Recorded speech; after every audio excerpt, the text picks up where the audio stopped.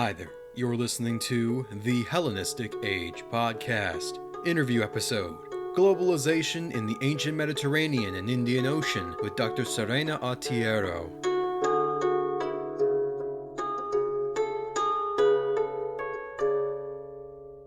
Hello everyone. Joining us on the show today is Dr. Serena Autiero, a research associate of the Center for Religious Studies and Digitization of Gandharan Artifacts project at the Ruhr-Universität Bochum. A PhD graduate of the University of Rome, Dr. Autiero is an expert in South Asian art and archaeology, focusing extensively on transcultural contexts across Eurasia. Past papers of hers include Best figurines from Roman Egypt as agents of transculturation in the Indian Ocean, and today she is here to discuss her work on globalization in the ancient Mediterranean and Western Indian Ocean. First off, let me just say thank you very much for setting aside your evening to appear on the podcast. Thank you, Derek, for having me here. It's a pleasure and a honor for me to join your podcast. Now, would you care to give us a brief insight into your background and what led you to focusing on the relationship between South Asia and the Mediterranean? Well, I know I should probably focus on my academic background after your question, but there are a number of variables in our personal life that actually end up shaping our professional profile. And in my case, let's say my origin story strictly relate to the place I had the luck to be born in, because I'm from a small town, let's say more or less between Naples in southern Italy and Pompeii. I think you all know Pompeii. So I was raised in an archaeological oriented mind. And in Naples, there's one of the best universities of Asian studies in all of Europe. So further luck was that when I graduated high school, the university just inaugurated a BA in Asian archaeological heritage. So I just jumped in it and said, okay, let's follow some classes there and see how it goes. And I realized that that was my path in life. So usually when someone asks me the question you asked me, I replied that it was destiny that led me to my study and to what I do now. More seriously, the point is that my alma mater gave me a wide choice of classes. It was almost natural for me trying to bridge at one point the knowledge I acquired in different fields, from Indology to the classics, Near Eastern studies, because I really think that it's important to explore during formative years different topics and also to avoid early hyper-specialization, that it's something that sometimes happens when you start studying in university, because then we have time to specialize on different topics. So in short, eventually I got my BA in archaeological heritage and then my MA in archaeology, both focusing on South Asia. But at the same time, I had this chance to have classes in classics, ancient Near East. And so I was able to bring this baggage of notions into my PhD that was on the cultural exchange in the Western Indian Ocean in a context of like it was a school of Near Eastern studies. So it's just looking around and then bridging together all this knowledge I was exposed to. For many, the term globalization feels more relevant in an age of mass connectivity through the internet or transnational commercial enterprises. What do we exactly mean when we speak of globalization, and how can it play a role in our assessment of the ancient world? Does it fall into the same general grouping as ideas like Hellenization, Romanization, or Sinization? The notion of globalization was born and was shaped on the contemporary world. Usually we date this phenomenon to the early 80s, more or less.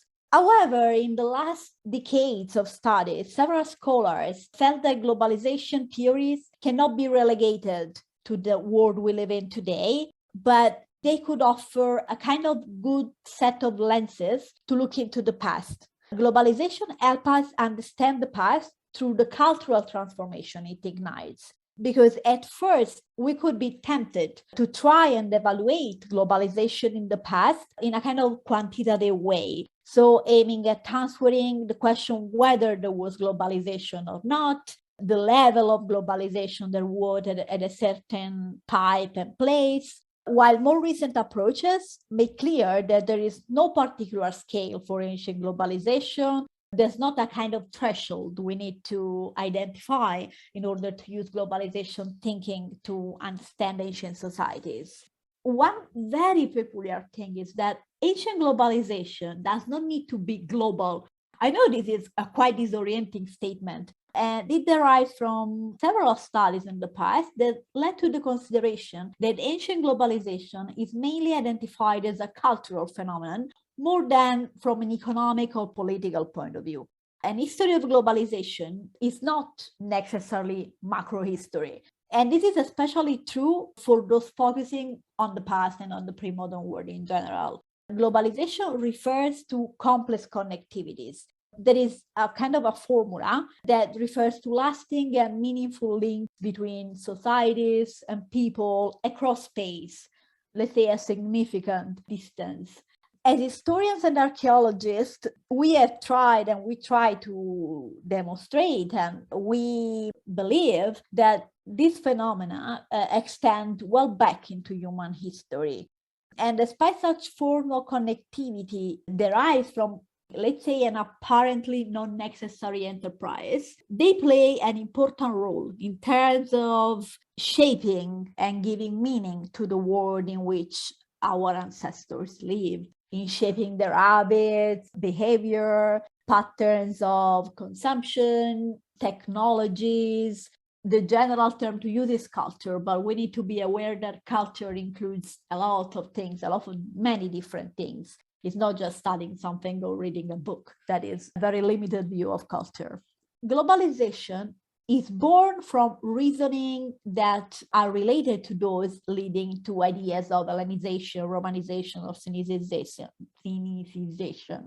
But more than falling into the same groupings as those concepts, globalization actually offers a more unbiased alternative because these ideas imply a kind of reasoning that is usually called cultural influence. Cultural influence is a concept that is judgmental and creates a hierarchy between a superior, stronger culture exerting a form of power on a weaker, passive one. So when we say Romanization, we are talking from the point of view of Romans bringing something somewhere else. My own approach to globalization studies started with the study of the so-called Indo-Roman trade, but what I saw coming from South Asian studies mostly was a profound Rome-centric bias that was heavily affecting the scholarship on the topic.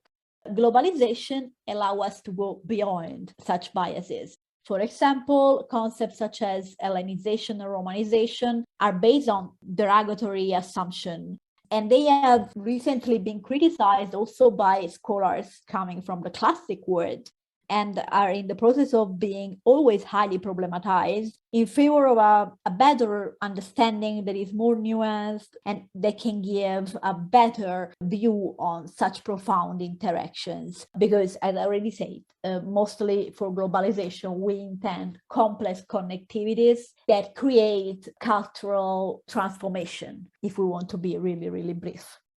At the time of my release of this episode, listeners of the show will be fully immersed into the period of Greco-Bactria and the Indo-Greek kingdoms. But for those that may be unfamiliar, what is the historical context or time frame for when we talk about globalization between the ancient Mediterranean and Indian worlds? When did it reach its peak? Well, this can be embarrassing because this is the Hellenistic Age podcast, and I am here to say that the peak of trade between the Mediterranean world and India was reached after the annexation of Egypt by the Roman Empire. So let's say this as first thing. In general, demarcating a time frame for analysis is a real challenge. And when we look at different areas of the world, different regions, and a wide time span, this is even more a challenge. One of the reasons for this is that complex connectivities we look at vary in time and space, and globalization involving Mediterranean and South Asia covers and includes very diverse regions. The level of geographic integration, the intensity of such integration, the volume and impact of such exchange, all are not fixed figures, so are difficult to quantify. We also need to consider, and we need to always keep in mind, that the temporal borders we might find and put in action to give borders to our studies are always in part arbitrary, always permeable and variable. But we can identify a broad period that goes more or less from the 4th, 3rd century BCE up to the 7th century CE as a temporal unit of analysis for this that we can call a facet of the ancient globalization, as we want to distinguish it from like other examples like Bronze Age globalization or medieval globalization. Those centuries, and are a lot, we indicate here, have been defined following different criteria for the beginning and the end. Those centuries, I say the 4th, 3rd century BCE, that are indicated as a starting point of this period are those that witnessed a growing of connectivity and exchange. We see, for example, in Southern Arabia, but also in the Red Sea with the Ptolemies, we start to have ports on the Red Sea. While if we look at the end of this period that we are trying to define, they correspond, the moment I identified, it is the 7th century, more or less, corresponds to the rise of Islam in the West, but also to a series of political changes in the East, like, for example, the collapse of the Gupta Empire in India, the rise of the Tang in China. This in particular, so the end is a particularly arbitrary limit because there is not such a stark separation with the golden age of globalization that will characterize the Islamic period to come, for example. But let's say we can identify a similar pattern and limit our research to this wide time frame. In this wide period, we can also see fluctuating patterns of participation and involvement according to different regions and the different polities involved in this phenomenon. If we have to take the Western point of view, we can clearly see an high in the 1st, 2nd century, that is during the early Roman Empire. Such boost has been fostered by the inclusion of Egypt in the empire and Roman control of the Red Sea ports. Of course, there are precedents to these developments already in the Ptolemaic period, but with the integration of the Mediterranean into the Roman Empire, the connection becomes more capillary and direct. One thing that we need to keep in mind is that defining the height of globalization, looking at the Mediterranean world, does not mean that the rest of the world followed or depended on what was happening in the Mediterranean. If we look at the map, the Mediterranean is practically a periphery of the ancient world. There are always complex shifts in connectivity between different regions. When we see a law from the Western point of view, like in the 3rd century, other areas were actually in full development and their involvement in Indian Ocean trade was growing, like for the Sasanian Empire, or the rise of the Himyarite in Southern Arabia, of the Aksum kingdom in what is now Ethiopia and Eritrea. It's always important to look at the map and really consider that we cannot look at the Mediterranean as the focal point of all the things that are happening in this part of the world, in this wide but quite specific period.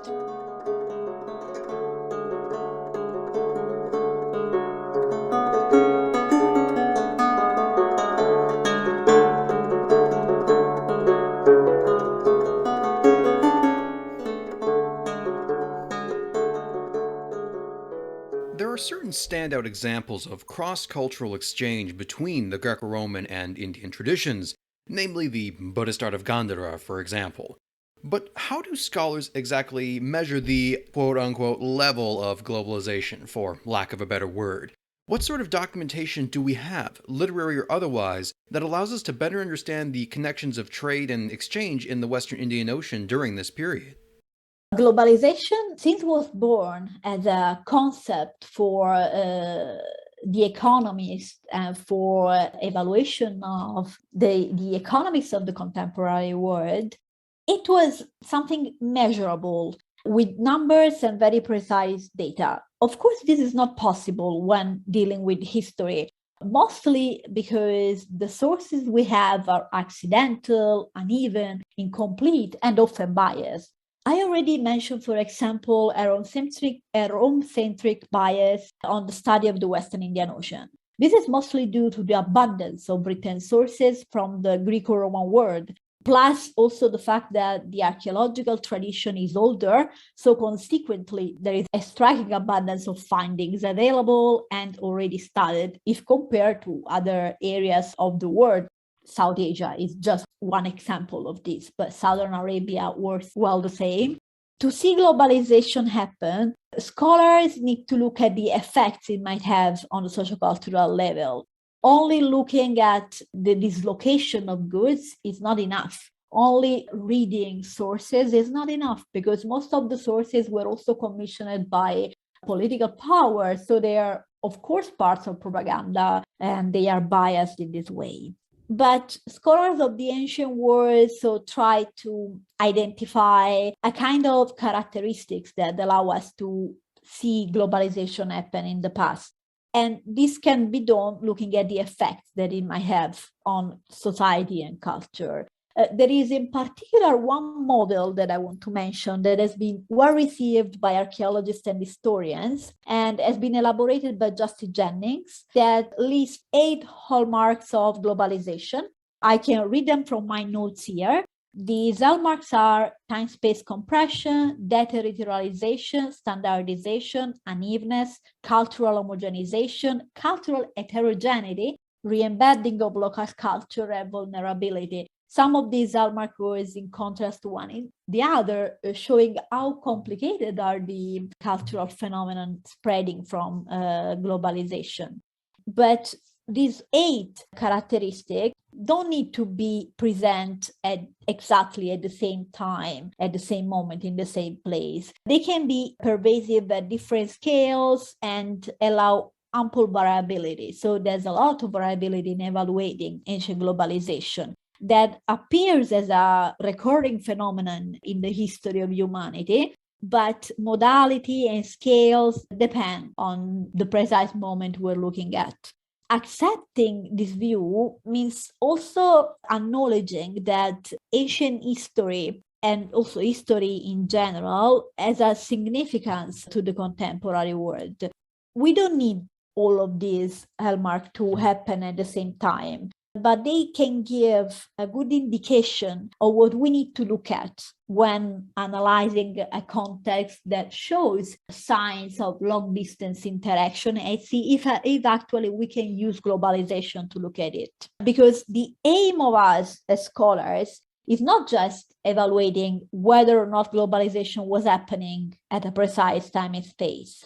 That would be, my personal opinion, a kind of quite sterile exercise. But our interest is to see if in the context of long-distance connection, there are specific cultural transformation in a new society, in a new human group that are related to the awareness of living in a wider world.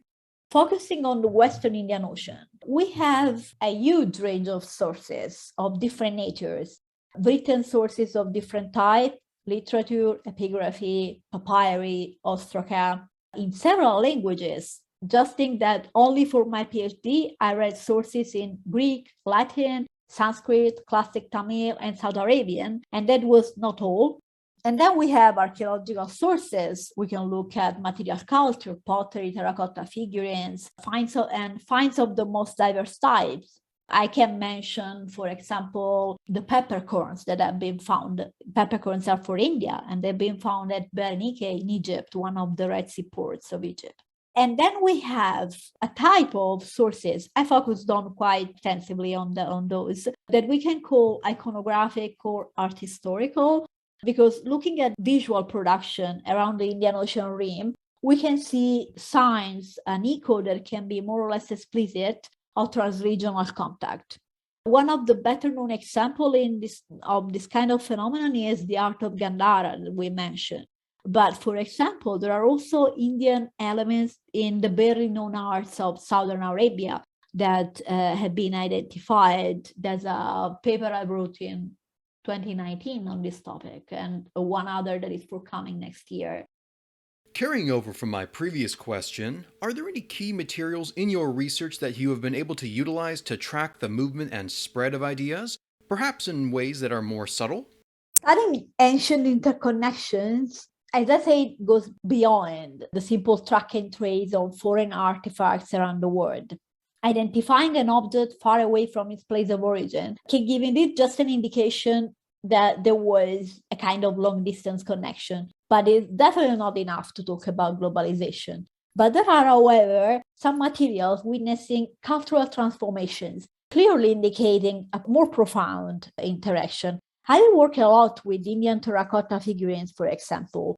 This class of material is particularly sensible to what we may call fashions, trends, change of taste. In general, it is quite common in ancient societies to see some classes of terracotta figurines being quite stable in style during the centuries, while other types undergo frequent and more profound modifications. It's not possible to make a generalization on the reasons why this happened, but looking at a specific context, we can try some conclusion. I will discuss my context of election. That is an area in southwestern India, now comprising to the state of Maharashtra, that is the state where is located Mumbai. In that area, there were known ports trading with the West, and several urban sites, also more inland, but still involved in the Indian Ocean trade network. All of these ports and cities are mentioned, for example, in the Periplus of the Erythraean Sea. There is this important sailor handbook from the first century describing the route from Roman Egypt to Southeast Asia, describing a lot of ports around the rim of the Western Indian Ocean. As for the time frame, we are talking in India of the Satavahana period, in particular the early centuries of the Common Era. In this area, there are traces of contacts with the Roman West, as I already mentioned, classic sources like the Periplus mentioning this area, and also the city of Tagara, nowadays known as Ter. This city was excavated in the 60s. Among the finds, mostly unpublished or hidden in local museum deposits, there are many terracottas, including a class that has been recognized and labeled as Hellenistic. These terracottas are Hellenistic, first of all, for the production technique, that is the double mold, and there are few doubts that this technique was originally developed in the West. Also, the material seems to try and imitate kaolin figurines from the Hellenistic West. And also the iconographies show some Western echoes, but they definitely are not copies and are not separated from their local context, and their meaning is strictly related to local culture. Moreover, there are no signs of original imports. There are no original Western terracottas identified so far. We know that finds are accidental, so everything can happen any moment. Among these terracottas, there are female figurines depicted in a very peculiar position. They have their legs spread out, showing the genitalia. On the male side, we have stocky figurines like chubby, dwarfish figures. These figurines that show some very interesting iconographic parallels in the West. In particular, respectively, the female figurines looks like figurines of Baubo, that is one of the characters narrated in the Eleusinian mysteries, and figurines and the image, the iconography of the Egyptian Bes. But despite these parallels, if we would not know about the West, we would not have any difficulty in placing and interpreting these figurines, only remaining in the Indian context, because the female figurine with open legs showing the genitalia is a figure widespread in Indian iconography. Usually is called Yoninilaya, that is the goddess embodying the female genitals, while the male figurines are just a variation in the depiction of minor deities called yakshas, that reflect a local nature of cult and are widespread in the iconography of India, both in Buddhist iconography and in Brahmanic iconography. So my conclusion was that in urban context, in the heyday of Indo-Roman trade, foreign styles were utilized to represent local deities, creating a new visual culture that is what we define as transculture. So a new culture, transcultural in nature, born by the different inputs of globalization. And besides anthropomorphic figurines, there is also a class of terracotta lamps derived that shows some knowledge of Western styles, but it's extremely local in nature and there are no precise parallels in the West. In very simple words, I would say that the awareness of the other caused new styles and trends to develop, also in a very local context and for very local practices, like the use and creation of terracotta figurines or the use and creation of terracotta lamps that are something deeply local for Indian culture. I just want to add one more thing, an additional note, because this is mostly a research in progress, but unfortunately it's more of a research in standby at the moment. There are actually some terracotta figurines that have been found in Roman Memphis in Egypt. They have been found in 1903 or something like that. And they were labeled at that time as Indian in style. But also in this case, the subject and the materials used are local. For example, they represent Harpocrates, but in a position that is called Tribhanga, that is a typical pose in seen in Indian iconography. Are those Indian, Egyptian? Actually, concepts related to globalization, such as localization or transculturality, can actually help us understanding this phenomenon leading to such particular and peculiar visual solutions. I really hope that in the future I can further study and be able to say more about these figurines from Egypt, these figurines from Roman Memphis. Speaking of terracotta figurines, Dr. Stephanie Langan Hooper's recent book, Figurines in Hellenistic Babylonia, discusses the complexities of labeling aspects of art or material culture as explicitly Greek or Mesopotamian during the Hellenistic period, especially when we have examples that seemingly pick and choose those elements to present. But with regards to Indo-Mediterranean trade, can we more easily delineate motifs as being Greco-Roman or South Asian? Or are there instances that blur the line? Well, in part, I think I already answered this question with my previous discussion about terracotta figurines, because I personally think that in some context, chasing the label that is most suitable to be stuck on an object is actually an operation that makes no sense. Using globalization theories in seeing the creation of new visual languages where the separate elements not only blend to or more tradition, but simply create a new one. There are few questions that I used to ask myself.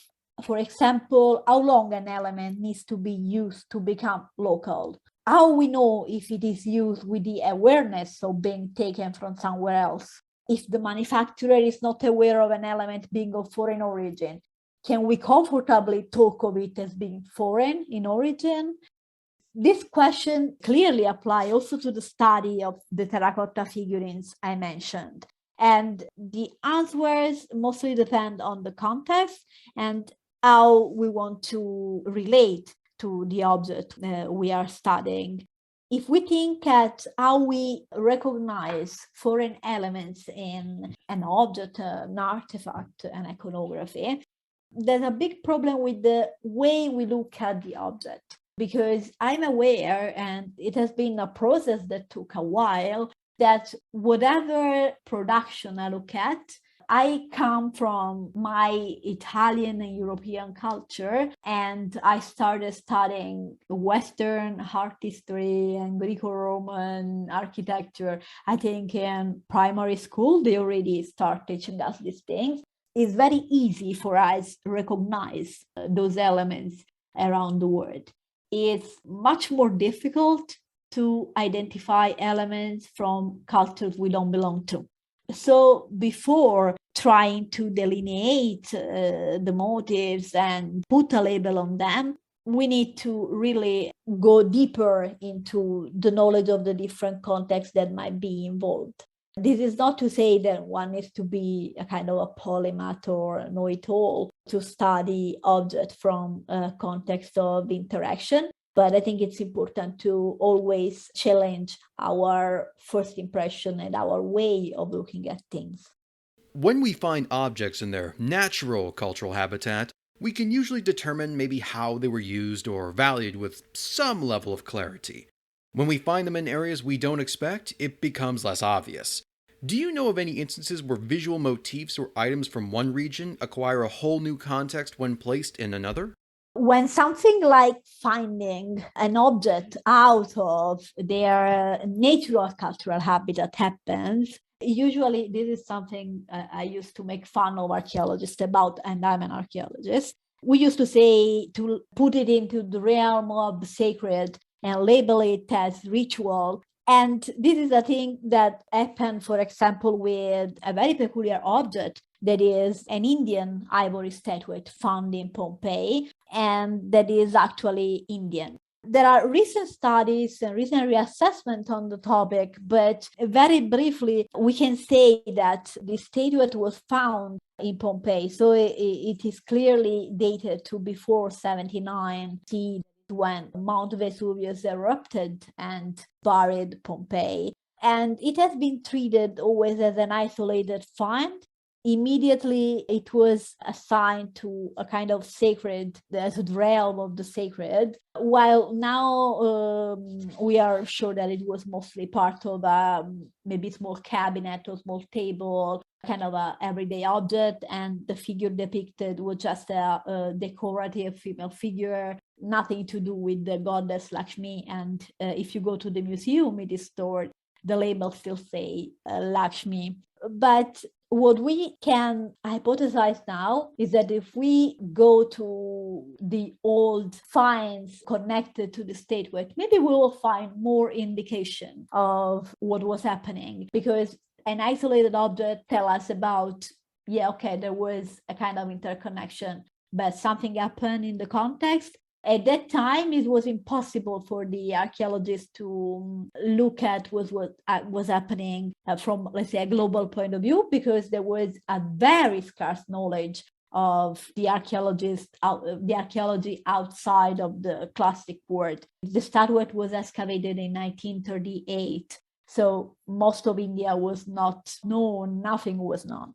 If we want to remain in the context of Indo-Roman trade, I also have another interesting example of change of destination of use of an item. And this is what happened with coins, with Roman coins in India, because many Roman coins found in India have a hole pierced through, and this hole is usually put at above the head of the emperor depicted on the coin. And this observation obviously suggests that the hole was intentional and made not just to collect coins together, but to hang them as a decoration, as a jewel, we must say. In India, there are several examples of coins used as jewels. They were charged with a kind of apotropaic power. Moreover, in India, they have also been found imitations of coins, of Roman coins, made of terracotta. So it's a kind of a cheaper version. So practically and very briefly, I hope I don't make any mistake with summarizing this that much. Roman coins in India were used as jewelry, as decoration. And using coins as jewelry is not so unseen as I think. But in the case of Roman coins in India, they were probably used not only for their value as jewels. Indeed, they also cheaper imitation were used in the same way, but for their some kind of invisible value they might have, probably as lucky charms, so with apotropaic power. And one of the reasons why this probably happened is that the face, the iconography of the Roman emperors, large nose, large eyes, sometimes wavy hair, create a kind of scary image with the power to scare off evil. That is also the reason why probably some characteristic of the Egyptian bas were adopted for terracottas representing yakshas. It's all part of the same phenomenon. So yes, we have example of object repurposed and reinterpreted in another context. I believe that this is a great place to conclude our discussion, and I'd just like to say thank you once again for taking the time to share your work with my listeners. But before we go, are there any projects you're currently working on or any sort of links you would like to share for my audience? I would invite your audience to look at our project, that is the DiGA project. It is a project that I joined earlier this year at the University of Bochum. And DiGA is a short for Digitization of Gandharan artifact. As the name says, it's a project aiming at digitizing Gandhara collection that will result basically in a database based on linked open data methodologies. We are now in the process of creating control vocabularies for this project and building up the structure following the current standard in digital humanities, because this project is partly for us South Asian specialists and part from the digital humanities side. And two of my colleagues already went to Pakistan last month to document almost 700 sculptures from the collection of the Dir Museum in Chakdara. The aim of the project is to digitize the whole collection, so adding up to about 2,000 pieces in total. Digitization is seen not just as a mechanical practice, but digitization is a way to bring the collection out of storage. Digitization is a fundamental step to ignite further research on debated topics such as the art of Gandhara. Moreover, digitization also facilitates a kind of repatriation of knowledge. Digitization of collections that are not easy to reach helps building new perception of Gandhara and of the peculiar artistic school that was developed in Gandhara. Gandhara is seen from the West. As I said, we have those biased lenses that make us look at it and see it as much more Westerner than it actually is. Mostly because of the colonial history of its discovery and the colonial history of the main collection we have and to which we know it. The DiGA project already opened up new exciting avenues of research on this kind of issue, and I'm looking forward to start and to share what we are working on. Besides this project, it is my main work now. Another project that I still have in progress is the one on the cultural exchange on the Western Indian Ocean that will appear as a book in 1 year or so. That will be an occasion to probably put an end to this part of the study, but it's actually extremely difficult to decide where that research must end. It's almost 15 years that is going on now. I have to just find a way to arbitrarily say, okay, let's get it done now. Of course, my intention is to keep working on the Indian Ocean despite putting an end to the book. I have a lot of ideas in mind, especially trying to bridge Gandharan studies and Indian Ocean studies that are my two main interests. I try to talk about these topics and to share my research in my Twitter account, that is ArchaeoGlobal. And especially with this DiGA project we have in process, I think we will accomplish also very nice things on the interconnection between West and East in the past. I will be including all of these links in the podcast description and the episode notes on my website, including access to Dr. Autiero's previous papers. But for now, thank you all so much for joining us today, and you've been listening to the Hellenistic Age Podcast.